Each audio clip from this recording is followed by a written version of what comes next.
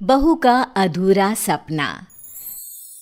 सिमरन का एक ही सपना है, पर न जाने उसकी किस्मत में क्या लिखा है। सिमरन के माता पिता उसकी उम्र को देखते हुए उसके लिए एक अच्छा सा वर ढूंढने लगते हैं। सिमरन के बापू, अब बस मारी छोरी की शादी हो जाए, मैं देवी माँ के दर्शन करने जाऊं। अरे भगवान, तू क्यों टेंशन लेवे है? मारी छोकरी के वास्ते एक से एक छोरे के रिश्ते आएंगे। बापू, मन्ने अभी शादी ना करनी, अभी तुम्हारा सपना भी पूरा ना होया। अरे छोरी, थारा दिमाग तो खराब ना हो गया? मारी नाक कटाएगी कि भरे समाज में। सिमरन के बापू, आप कल ही छोरे वालों को बुला लो, जितनी जल्दी हो सके इसके हाथ पीले करो और ससुराल भेजो। सिमरन की बहुत जिद करने पर भी उसके माता पिता उसकी बात नहीं मानते। अगले दिन सिमरन को लड़के वाले देखने आते हैं। उन्हें सिमरन एक ही नजर में पसंद आ जाती है। लड़के की माँ यामिनी थोड़े खुले विचारों वाली होती है, इसलिए वो सिमरन से पूछ लेती है। बेटा सिमरन, आपको अगर अपना कोई सपना या आगे पढ़ाई पूरी करनी है तो आप मुझे खुल के इस बारे में बता सकती हो। अरे समधन सा, कैसी बात कर रहे हो आप? हमने तो अपनी छोरी को खूब पढ़ा दिया। और रही बात सपने की, तो सिमरन का तो ऐसा कोई सपना कदी रहा कोनी। सिमरन की माँ अपनी चतुराई से बात को संभाल लेती है। सिमरन बहुत उदास हो जाती है, क्योंकि उसकी माँ उसका बचपन का सपना एक ही पल में कुचल देती है। कुछ दिन बीत जाते हैं और सिमरन की शादी का दिन आ जाता है। सिमरन शादी के जोड़े में सुंदर तो लगती है, पर उसके चेहरे से उसके अंदर की उदासी साफ नजर आती है। ये देख के उसकी सास यामिनी सिमरन की माँ से कहती है, सिमरन कुछ उदास सी लग रही है, सब ठीक तो है ना? हाँ हाँ समधन सा, सब ठीक है। वो शादी के बाद अपने माता पिता से दूर जाने की वजह से उदास है, और कुछ बात ना है।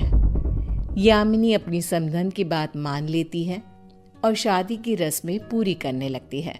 आखिर शादी संपन्न हो जाती है और सिमरन की विदाई हो जाती है। अपने ससुराल आने के बाद भी सिमरन के चेहरे से उदासी नहीं जाती। ये सब देख के उसका पति विकास उससे पूछता है, क्या हुआ सिमरन, सब ठीक तो है?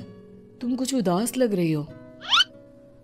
ना कुछ ना, वो मन ने अपने माँ बापू की याद सता रही है, और कोई बात ना है। अगर यही बात है तो मैं कल ही तुम्हें उनसे मिलवाने ले जाता हूँ। अगले दिन विकास और सिमरन तैयार होकर निकल जाते हैं। घर पहुंचकर सिमरन अपने माता पिता से मिलती है। शाम होने से पहले वो दोनों वहां से रवाना हो जाते हैं, पर अभी भी विकास को सिमरन कुछ खास खुश नहीं लगती। ये देख के विकास अपनी माँ के पास जाता है। माँ, जब से शादी हुई है सिमरन काफी उदासी रहती है। क्या ये शादी उसकी मर्जी के खिलाफ हुई है? बेटा, ऐसा तो कुछ नहीं हुआ, पर हाँ, मैंने भी उसे काफी गुमसुम और उदास ही देखा है। माँ, कहीं ऐसा तो नहीं कि सिमरन के माता पिता ने हमसे कोई बात छुपाई हो जिसके चलते सिमरन उदास हो? मुझे लगता है कोई तो बात जरूर है। खैर, तुम टेंशन मत लो, मैं सिमरन से बात करती हूँ। ये कहकर यामिनी सीधा सिमरन के पास जाती है। यामिनी को अपने कमरे में देखकर सिमरन थोड़ी सहम सी जाती है। सासू माँ, आप यहाँ, कोई काम था तो मुझे बुला लेते। नहीं नहीं सिमरन, ऐसा कोई काम नहीं है। हम तो बस यूं ही अपनी बहू के साथ थोड़ा समय बिताने आ गए। कहीं तुम्हें डिस्टर्ब तो नहीं किया ना? ना सासू माँ, ये आप क्या बोल रहे हो? आप बीमारी माँ ही तो हो। नहीं, ऐसा तो नहीं है, क्योंकि अगर ऐसा होता तो तुम अपनी इस उदासी का कारण हमें जरूर बताती। ये बात सुन के सिमरन चुप हो जाती है। यामिनी समझ जाती है कि जरूर कोई बात है जो सिमरन शादी से पहले उसे बताना चाहती थी, पर किसी वजह से नहीं बता पाई। यामिनी बातों को घुमाना शुरू करती है, कुछ अपने बारे में बताती है, कुछ सिमरन अपनी सास को अपने बारे में बताती। दोनों के बीच खूब सारी बातें होने लगती है, या यूं कहिए कि दोनों सास बहू अच्छी दोस्त बन जाती हैं। बातों ही बातों में सिमरन अपने बचपन के सपने के बारे में भी अपनी सास यामिनी को बता देती है। वो सासू माँ, हमारा एक सपना है, मैं इंस्पेक्टर बनना चाहती हूँ, पर अब ये सपना सिर्फ सपना ही रह गया। ये कैसी बात करती हो, मैं हूं ना, तुम्हें तुम्हारा सपना ज़रूर पूरा करवाऊंगी। और मेरी बहू इंस्पेक्टर बने, इससे ज़्यादा खुशी की बात भला और क्या हो सकती है। क्या सच सासू माँ, आप सच कह रही हो? सिमरन अपनी सास की बात सुनकर बहुत खुश होती है और उनके गले लग जाती है। बस फिर क्या था, सिमरन का इंस्पेक्टर बनने का सफ़र शुरू हो जाता है। बहुत उतार चढ़ाव आते हैं, पर सिमरन हार नहीं मानती। धीरे धीरे सब सिमरन को डीमोटिवेट करने लगते हैं, यहाँ तक कि उसके माता पिता भी उसका साथ छोड़ देते हैं। पर यामिनी अपनी बहू का साथ नहीं छोड़ती। आखिर वो दिन आ जाता है जब सिमरन इंस्पेक्टर बन जाती है। सब बहुत खुश होते हैं, पर सिमरन के माता पिता अब उससे कोई रिश्ता नहीं रखते। फिर एक दिन, सिमरन के बापू, घर में चोरी हो गई, हमारे सारे गहने ले गए, यहाँ तक कि खूंटे तक बंधी भैंस और गाय ने भी चुरा ले गए। और मैं तो बर्बाद हो गया, अब मैं इतना धन कैसे जुटाऊंगा। मन तो एक ही रास्ता नजर आ रहा है, खुदकुशी। अब जी के भी क्या करना है। सिमरन को भी अपने मायके में हुई चोरी के बारे में पता चलता है। वो तुरंत अपनी टीम के साथ अपने मायके पहुंच जाती है। जब उसे पूरी बात पता चलती है तो वो अपनी टीम के साथ खोजबीन करने लगती है और अंत में चोरों तक पहुंच जाती है।